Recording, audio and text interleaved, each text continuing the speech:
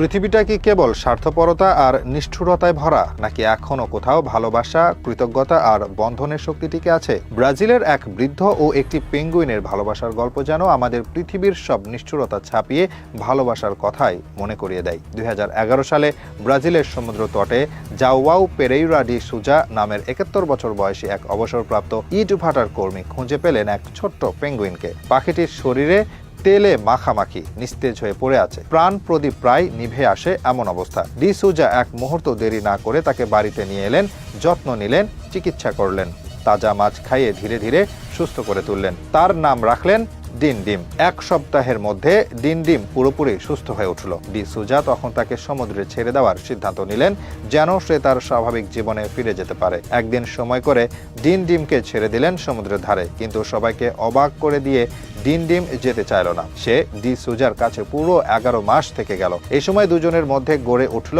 পিতা পুত্রের মতো। একদিন পুরনো পালক ঝরে গিয়ে নতুন পালক গজানোর পর ডিন ডিম হঠাৎই সমুদ্রে চলে গেল। ডি সুজা ভেবেছিলেন এটাই হয়তো তাদের শেষ দেখা। কেউ চিন্তাও করেনি যে পেঙ্গুইনটি একদিন আবার ফিরে আসবে। প্রত্যেককে অবাক করে দিয়ে ডিন ডিম পরের বছর ফিরে আসে।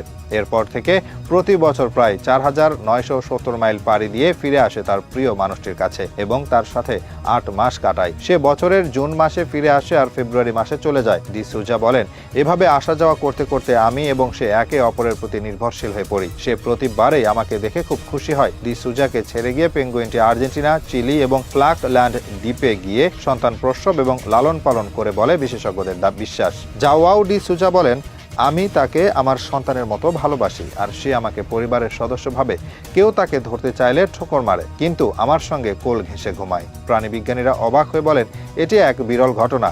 সাধারণত বন্য প্রাণী মানুষের সঙ্গে এমন গভীর বন্ধন তৈরি করে না, কিন্তু ডিন ডিম ব্যতিক্রম। সে বুঝতে পেরেছে কে তাকে নতুন জীবন দিয়েছে, তাই ভালোবাসা জানান দিতে ডি সুজার কাছে হাজির হন প্রতি বছর। পৃথিবীতে এখনো ভালোবাসা, বিশ্বস্ততা আর কৃতজ্ঞতা টিকে আছে। একজন মানুষের প্রতি এক পেঙ্গুইনের এমন অতুলনীয় ভালোবাসা দেখে সত্যিই চোখ ভিজে ওঠে। পৃথিবীর সকল প্রাণীর ভালোবাসার জয় হোক।